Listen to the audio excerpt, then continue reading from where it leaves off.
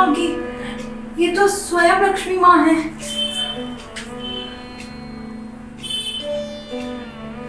ओह, आपके मस्तक पर यह कितना सुंदर लाइट का ताज है। मैंने ऐसा ताज कभी किसी मनुष्य के सिर पर नहीं देखा।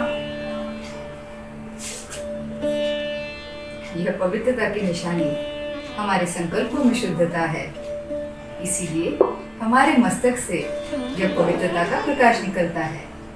हमारे कर्म, बोध, रीति रिवाज, रहन सहन शुद्ध है, पवित्र है।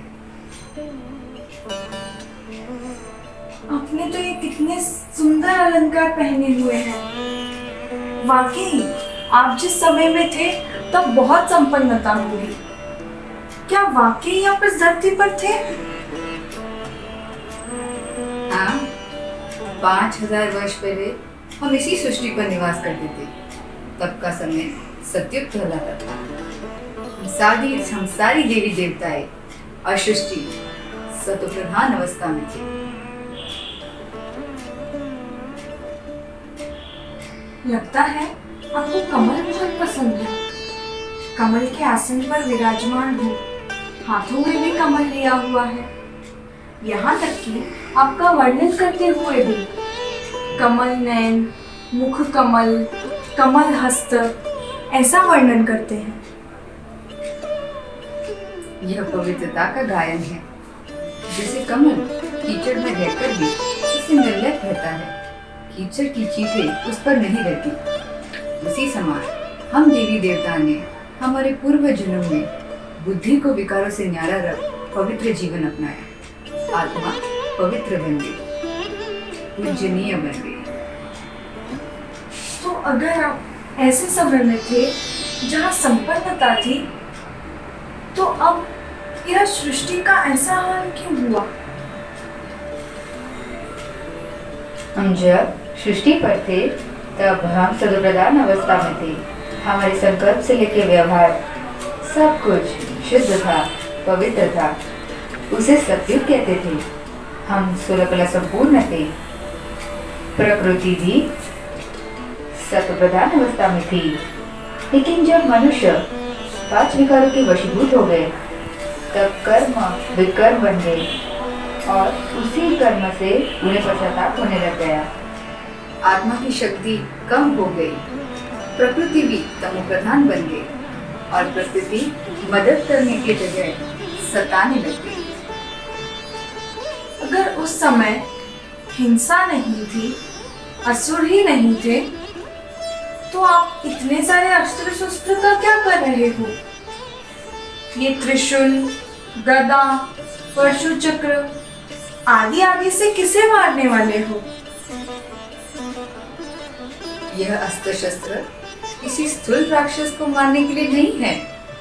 हमने इसी अस्त्र शस्त्रों से हमारे 5 विकारों पर विजय प्राप्त की थी। गधा, त्रिशूल, चक्र, ये सारे अस्त्र शस्त्र हमें परमात्मा शिव ने दिए हैं। आप आरती सुनते हो क्या? कितनी महिमा करते हैं आपकी। फूल चढ़ाते हैं, भोग भी चढ़ाते हैं। हमें लगता है इससे आप हम पे प्रसन्न हो जाएंगे, लेकिन आप तो प्रसन्न नहीं होते हो, कोप करते हो।